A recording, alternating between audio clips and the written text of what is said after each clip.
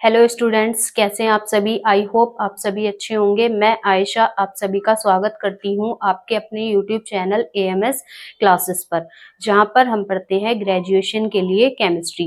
And आज की जो हमारी क्लास है वो है बीएससी फर्स्ट सेमेस्टर केमिस्ट्री की क्लास, जिसकी हमारी बुक चल रही है फंडामेंटल ऑफ केमिस्ट्री, जिसका कल हमने एक टॉपिक पढ़ा था रेजोनेंस और रेजोनेंस एनर्जी। एंड आज हमारा जो टॉपिक है यूनिट फर्स्ट का molecular polarity and weak chemical forces का सेकंड टॉपिक है, जिसका नाम है फॉर्मल चार्ज। फॉर्मल चार्ज तो इसको ऐसे समझिए, फॉर्मल चार्ज क्या होता है। पहले मैं इसकी एक बेसिक बात बता देती हूँ, बेसिक इंट्रो इसका, फिर हम इसकी थ्योरी वगैरह भी लिखेंगे, एक डेफिनेशन लिखेंगे इसकी। तो फॉर्मल चार्ज क्या होता है। फॉर्मल चार्ज होता है कि इलेक्ट्रॉन की काउंटिंग, किसी भी मॉलिक्यूल में एटम पर कितने इलेक्ट्रॉन की कमी है या कितने इलेक्ट्रॉन की अधिकता है, ये जो हम काउंटिंग करते हैं किसके थ्रू करते हैं, फॉर्मल चार्ज के। ठीक है, मॉलिक्यूल में जितने भी एटम पार्टिसिपेट कर रहे हैं उन सभी का हम फॉर्मल चार्ज निकाल लेते हैं और हमें पता चल जाता है कि किस एटम पर इलेक्ट्रॉन की कमी है और किस पर इलेक्ट्रॉन की अधिकता है। ठीक है, जिस एटम पर इलेक्ट्रॉन की कमी होगी उस पर आएगा पॉजिटिव चार्ज आपका, और जिस एटम पर इलेक्ट्रॉन की अधिकता होती है उस पर आता है आपका नेगेटिव चार्ज। ठीक है, तो इसके लिए पहले हम क्या करेंगे, फॉर्मल चार्ज का जो फॉर्मूला होता है वो होता है, फॉर्मल चार्ज का फॉर्मूला होता है आपका average valence electron, valence electron minus average electron, average electron. ये होता है आपका फॉर्मल चार्ज का फॉर्मूला। ठीक है, तो वैलेंस इलेक्ट्रॉन जो उसके बाह्य कोश के इलेक्ट्रॉन होंगे, एवरेज इलेक्ट्रॉन ये क्या चीज होती है, एवरेज इलेक्ट्रॉन होते हैं आपके कि किसी भी एटम में उसके चारों तरफ के जो इलेक्ट्रॉनों की संख्या होती है वो क्या कहलाती है, आपकी एवरेज इलेक्ट्रॉन। कैसे, इन एवरेज इलेक्ट्रॉन को निकालने का फॉर्मूला होता है आपका half number of bonded electrons, number of bonded electrons plus number of non bonded electrons, number of non bonded electrons. ये होता है आपका एवरेज इलेक्ट्रॉन को निकालने का फॉर्मूला। ठीक है, number of non bonded electrons जो एटम ने बॉन्ड बना रखा होगा दूसरे एटम के साथ उसके इलेक्ट्रॉन, और नंबर ऑफ नॉन बॉन्डेड जो उसके नॉन बॉन्डेड इलेक्ट्रॉन्स होते हैं या जिनको हम बोलते हैं लोन पेयर। ठीक है, तो इस तरीके से हमारे एवरेज इलेक्ट्रॉन निकल के आ जाते हैं, और वैलेंस इलेक्ट्रॉन जो उसके बाह्य कोश में प्रेजेंट होते हैं वो इलेक्ट्रॉन, उन दोनों को माइनस कर देते हैं तो एटम पर क्या निकल कर आ जाता है, फॉर्मल चार्ज। ठीक है, इसमें क्या होता है जो एवरेज, अब इसमें कंडीशन सुनो, कंडीशन नहीं, इसका फॉर्मल चार्ज का तरीका सुनो। क्या होता है इसमें, अगर एवरेज इलेक्ट्रॉनों की जो संख्या है, ये जो एवरेज इलेक्ट्रॉन है इनकी संख्या वैलेंस इलेक्ट्रॉन के इक्वल हो जाए तो एटम पर जो चार्ज होगा वो क्या होता है, जीरो, यानी कि उस पर कोई चार्ज नहीं होगा। और अगर एवरेज इलेक्ट्रॉनों की संख्या वैलेंस इलेक्ट्रॉन से क्या है, ज्यादा, तो एटम पर आएगा नेगेटिव चार्ज। और अगर एवरेज इलेक्ट्रॉनों की जो संख्या है वो वैलेंस इलेक्ट्रॉन से क्या होती है, कम, तो एटम पर आता है आपका पॉजिटिव चार्ज। ठीक है, तो एक बार हम इसकी थ्योरी देख लेते हैं फॉर्मल चार्ज की। ठीक है, फिर हम तो देखिए एक बार इसकी थ्योरी देख लेते हैं। फॉर्मल चार्ज क्या था, it is defined as the excess or lack of electrons on an atom in the molecule. Molecule में एटम में इलेक्ट्रॉनों की अधिकता या कमी, इसी चीज को क्या बताता है, हमारा फॉर्मल चार्ज बताता है कि किसी भी एटम पर इलेक्ट्रॉनों की कमी होगी या फिर अधिकता होगी। If an atom has more electrons, अगर एटम पर इलेक्ट्रॉनों की जो संख्या है वो क्या है, ज्यादा है, इट बिकम्स नेगेटिव चार्ज, तो उस पर क्या होगा, नेगेटिव चार्ज आएगा। If an atom has less electrons, अगर एटम पर इलेक्ट्रॉनों की जो संख्या है वो कैसी है, कम है, इट बिकम्स पॉजिटिव चार्ज, तो उस पे क्या आएगा, पॉजिटिव चार्ज।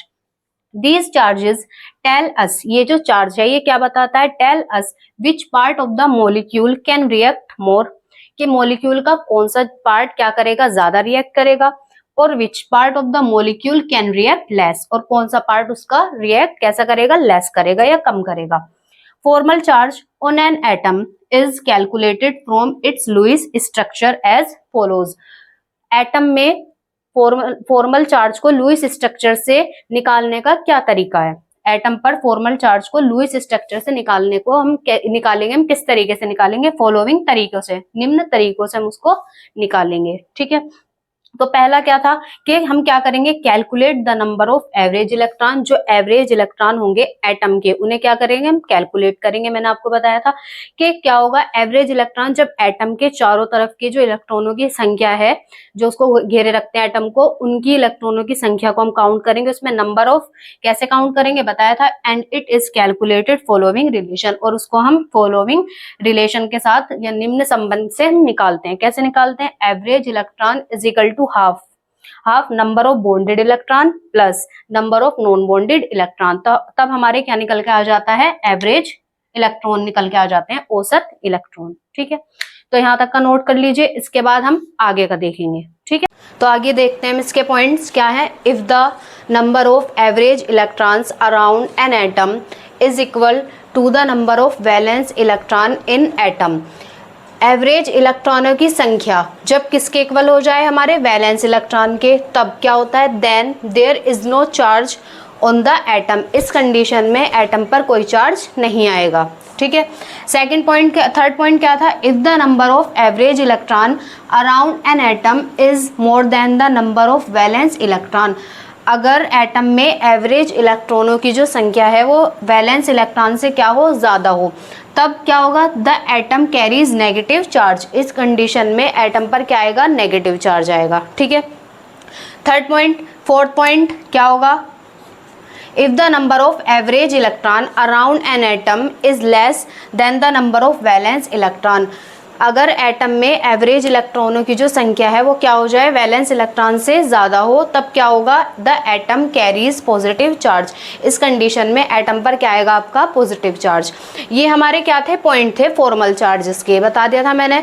सबसे पहले फॉर्मल चार्ज में हम क्या निकालेंगे? Average electron. एवरेज इलेक्ट्रॉन निकालेंगे एटम के, बताया था। एवरेज इलेक्ट्रॉन क्या होते हैं? एवरेज इलेक्ट्रॉन होते हैं कि एटम के चारों तरफ के जो इलेक्ट्रॉन होते हैं वो, और उनको निकालने का तरीका बता दिया मैंने आपको। Half into number of non bonded electrons plus number of bonded electron, इस तरीके से।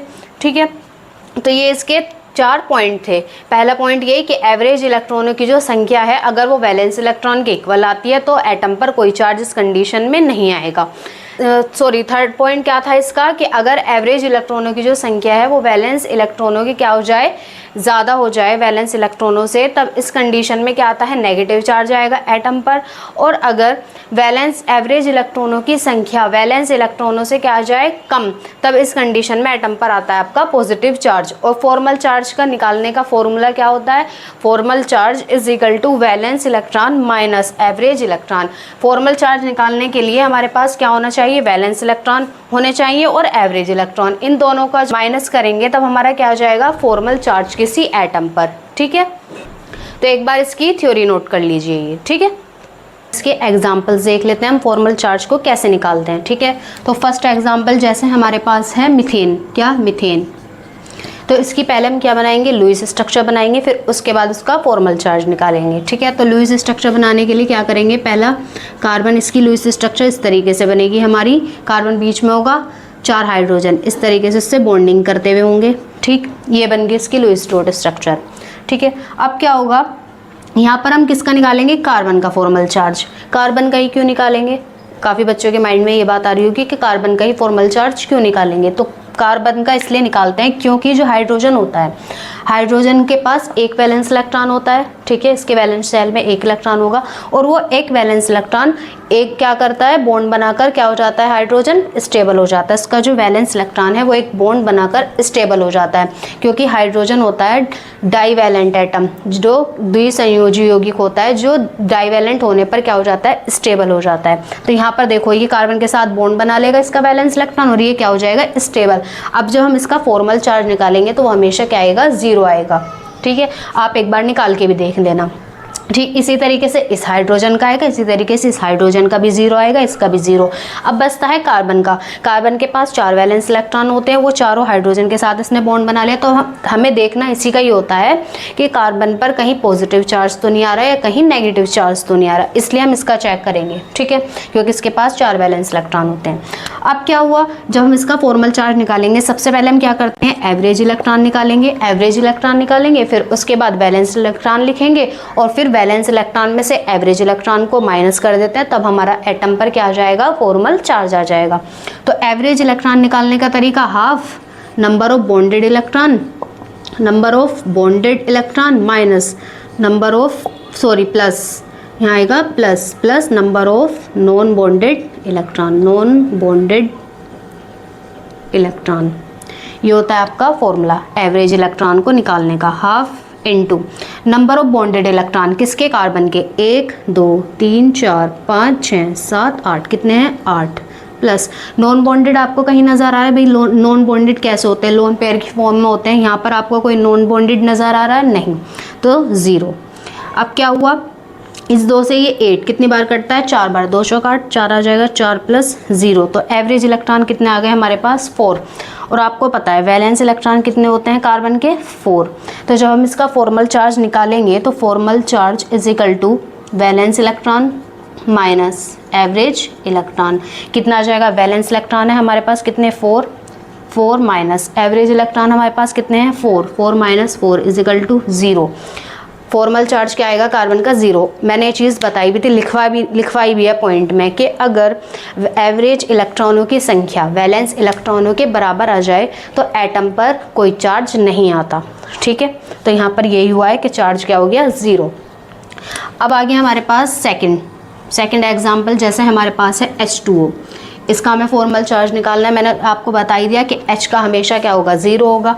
तो यहाँ पर दोनों H का तो हम निकालेंगे नहीं, तो हमारे पास क्या बचता है, ऑक्सीजन का निकालेंगे। पहले इसकी स्ट्रक्चर बना लें इस तरीके से, 2 लोन पेयर होंगे इस पर। अब क्या हुआ, एवरेज इलेक्ट्रॉन कैसे निकलते हैं, half number of bonded electron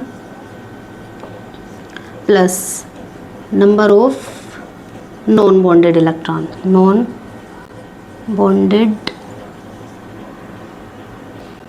number of non bonded electron, इस तरीके से निकलते हैं एवरेज इलेक्ट्रॉन। तो half number of bonded electron किसके, ऑक्सीजन के, 1 2 3 4, कितने हैं, 4, प्लस नॉन बॉन्डेड 1 2 3 4, कितने हैं, 4।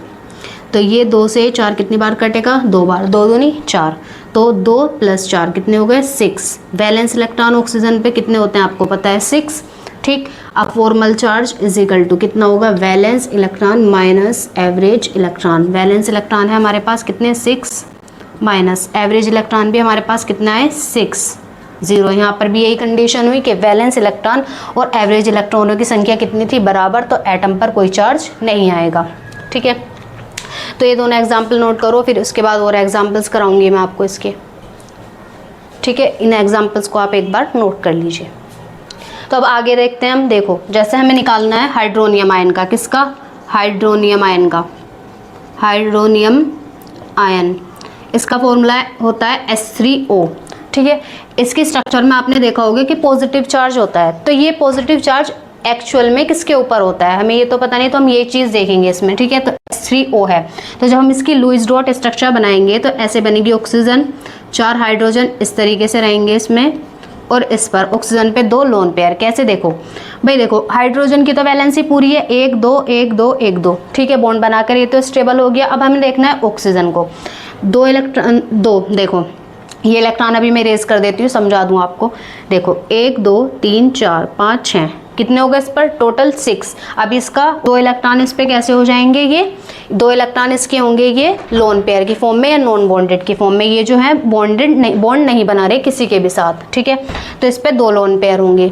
ठीक है, एक पेयर यानी कि लोन पेयर का होगा, 2 इलेक्ट्रॉन होंगे।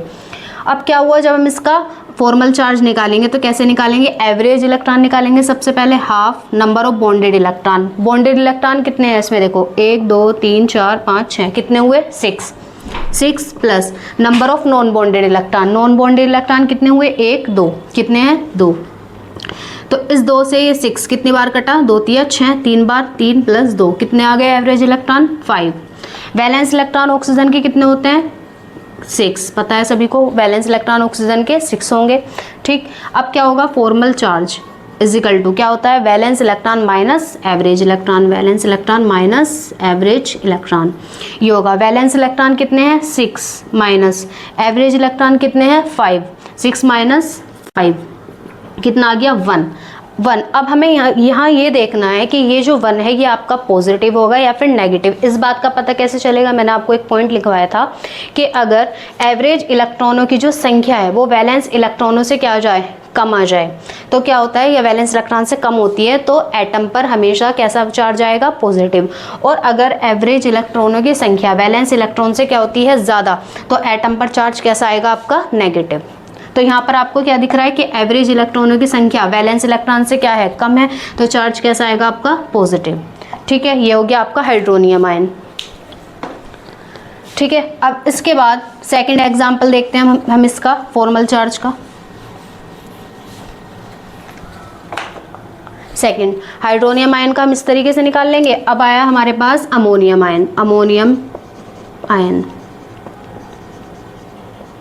इसका वह कैसे निकालेंगे हम फॉर्मल चार्ज, NH4। इसकी स्ट्रक्चर पे आपको पता है ऐसे इस तरीके से पॉजिटिव चार्ज होता है। ठीक है, +1 होता है। तो ये पॉजिटिव चार्ज किसका होगा ये देखेंगे। मैंने आपको बताया था कि हाइड्रोजन जो होगा वो हमेशा उसकी तो वैलेंसी पे देखो, यहाँ पर जब हम इसकी स्ट्रक्चर बनाएंगे N, एक H ऐसा आ जाएगा, एक H इधर बॉन्ड बना लेगा, एक H इधर, एक H इधर। यहाँ पर इन H का जो फॉर्मल चार्ज होगा वो हमेशा क्या होगा, 0, क्योंकि इसकी वैलेंसी क्या है, कंप्लीट। अब बचा नाइट्रोजन। अब इस नाइट्रोजन का हमें फॉर्मल चार्ज निकालना है, तो कैसे निकालेंगे, सबसे पहले एवरेज इलेक्ट्रॉन कितने, half number of bonded electron plus number of non bonded. Bonded electron कितने हैं, 1 2 3 4 5 6 7 8 plus number of non bonded. आपको कोई नॉन बॉन्डेड दिख रहा है यहाँ पर, नहीं, तो नंबर ऑफ नॉन बॉन्डेड हुए 0। इस 2 से ये 8 कितनी बार कटेगा, 4, 2 चौक 8, 4 बार आ गया। एवरेज इलेक्ट्रॉन हो गए 4। वैलेंस इलेक्ट्रॉन नाइट्रोजन के कितने होते हैं, 5। ठीक, 2 5। इस तरीके से फॉर्मल चार्ज क्या हो जाएगा, valence electron minus average electron. Valence electron है आपके 5, एवरेज इलेक्ट्रॉन कितने हैं 4, 5 माइनस 4 1। देखो यहाँ पर एवरेज इलेक्ट्रॉन वैलेंस इलेक्ट्रॉन से क्या है, कम है, तो चार्ज कैसा आएगा आपका, +1। तो ये जो पॉजिटिव चार्ज आता है अमोनियम आयन पर वो किस पर आता है, नाइट्रोजन पर। ठीक है, ये हो गया आपका अमोनियम आयन। ठीक है, इसका फॉर्मल चार्ज। अब जैसे हमें निकालना है हाइड्रोक्साइड आयन का, हाइड्रोक्साइड आयन का। हाइड्रोक्साइड आयन आपको पता है आपका क्या होता है, OH इस तरीके से होगा। तो इस तरीके से इस पे होते हैं लोन पेयर, 3 लोन पेयर होंगे इस पे, एक हाइड्रोजन के साथ इसने बॉन्ड बनाया हुआ होता है। ठीक, अब इसका एवरेज इलेक्ट्रॉन = होता है आपका half number of bonded electron plus number of non bonded, half into number of bonded electron. Bonded electron कितने हैं, देखो ऑक्सीजन के 1 2, एक ही बॉन्ड बन रहा है बस, तो कितने हैं 2, प्लस नॉन बॉन्डेड इलेक्ट्रॉन कितने हैं यहाँ पर, 1 2 3 4 5 6 6। अब इस 2 से ये 2 एक बार कटेगा, 2 एकम 2, 1 और 6 कितना हुआ 7। एवरेज इलेक्ट्रॉन हमारे आ गए 7। ठीक, ये आ गए। वैलेंस इलेक्ट्रॉन कितने होते हैं इसके 6। फॉर्मल चार्ज कैसे निकलेगा, average electron valence electron minus average electron, ये होता है फॉर्मल चार्ज का फॉर्मूला। अब क्या हुआ, एवरेज इलेक्ट्रॉन है यहाँ पर 7, वैलेंस इलेक्ट्रॉन कितने हैं 6 minus valence electron 6 minus average electron है 7, क्या आ गया 1। यहाँ पर आपको दिख रहा है कि एवरेज इलेक्ट्रॉन थे 7 और वैलेंस इलेक्ट्रॉन थे 6। एवरेज इलेक्ट्रॉनों की संख्या वैलेंस इलेक्ट्रॉन से क्या है यहाँ पर ज़्यादा, तो चार्ज अब कैसा आएगा एटम पर, नेगेटिव। कैसा आएगा, नेगेटिव 1। ठीक है, तो हाइड्रोक्साइड आयन पर नेगेटिव इस तरीके से आता है ना, OH नेगेटिव, तो वो किस पर होता है, ऑक्सीजन पर, माइनस के चार्ज। ठीक है, तो ये हमारे फॉर्मल चार्ज के ये थे क्वेश्चंस थे। फॉर्मल चार्ज हमने समझ लिया। आज की क्लास में हमने क्या क्या चीज़ें समझी कि फॉर्मल चार्ज क्या होता है। ठीक है, उसकी डेफिनेशन देख ली, उसको निकालने का तरीका क्या होता है, उसका फॉर्मूला भी पढ़ लिया। ठीक है, तो यहाँ पर ये हमारा टॉपिक हो जाता है कंप्लीट। नेक्स्ट क्लास में हम नेक्स्ट टॉपिक डिस्कस करेंगे। ठीक है, तो वीडियो आपको अच्छी लगी हो तो वीडियो को लाइक करें, कमेंट करें और शेयर करें और चैनल को सब्सक्राइब कीजिए। ठीक है, मिलते हैं नेक्स्ट वीडियो में। Thanks for watching me.